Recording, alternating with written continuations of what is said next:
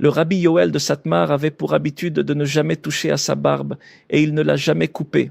Même lorsque les Allemands insistaient pour que tout le monde soit rasé et que ceux qui ne l'étaient pas étaient tués, le rabbi Yoel de Satmar a vécu des miracles et des merveilles. Toute l'histoire du rabbi Yoel de Satmar pendant la Shoah, c'était une peur immense, un grand miracle. Les miracles que le rabbi Yoel de Satmar a traversés pendant la Shoah sont des choses difficiles à comprendre.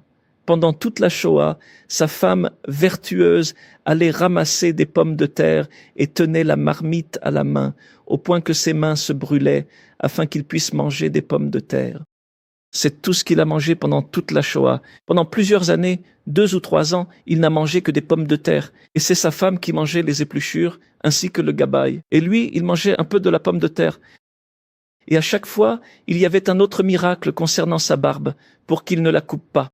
Il a traversé des souffrances extrêmement dures. Et le Shabbat de Shabbat Hagadol, ce Shabbat-là, c'était Shabbat Hagadol. Pendant le Shabbat Hagadol, les Allemands cherchaient le rabbi Yoel à tout prix. Ils savaient que le rabbi Yoel était fervent et zélé pour la parole de Dieu et qu'il était un homme de combat. Si l'on touchait à des choses qu'il considérait comme ayant franchi la ligne, alors il devenait un combattant des plus redoutables. Rabbi Yoel de Satmar était un homme de combat, l'homme le plus compatissant au monde, mais lorsqu'il pensait que la limite était franchie, il devenait l'homme le plus dur au monde. Et Rabbi Yoel de Satmar, les Allemands le cherchaient, et pendant le Shabbat Hagadol, il est allé à la synagogue pour donner le sermon, mais personne n'est venu.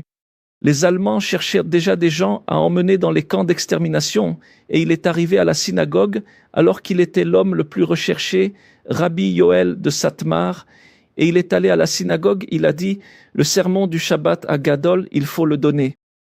Il est entré dans la synagogue, il n'y avait personne. Il est monté sur l'estrade, là où l'on prêche, il a dit « En petit nombre », comme il est dit. Que signifie en petit nombre? Il n'y a personne, comme il est dit, comme je l'ai dit, il a fait son sermon et s'est enfui. À peine était-il sorti de la synagogue que les Allemands sont arrivés, il a réussi à s'échapper. Pendant toute la Shoah, il a observé des rigueurs très strictes, mais surtout, l'une des choses auxquelles il tenait le plus était sa barbe. Pas un seul poil ne devait tomber de sa barbe. Le grand-père, Baba Meir, était lui aussi très strict concernant sa barbe. Chaque poil qui tombait de la barbe de Baba Meir, il le plaçait dans un livre. Nous nous souvenons du livre du Hida. À la fin du livre du Hida, sur les commentaires des psaumes, il y avait tous les poils de la barbe de Baba Meir qui étaient tombés, chaque poil qui était tombé de sa barbe. Nous nous souvenons que lorsque Baba Meir se faisait couper les cheveux, il se faisait couper les cheveux tous les jeudis, il tenait ses papillotes dans ses mains, et le coiffeur, nous nous souvenons, s'appelait Yitzhak. Il le coiffait, et une fois, il a pensé qu'on lui avait coupé un cheveu d'une de ses papillotes. Il a arrêté la coupe et a dit « Cherchez le cheveu ». Et tant qu'il n'avait pas trouvé le cheveu, il était très peiné, voulant le remettre avec ses propres cheveux. La barbe, la Dikna Kadisha, la barbe est une chose sacrée. Nous savons aussi que Baba Meir était strict avec ses petits-enfants. Il disait que personne ne devait toucher à la barbe. La barbe, c'est quelque chose de très sacré. Chaque tzaddik avait des choses sur lesquelles il était extrêmement strict.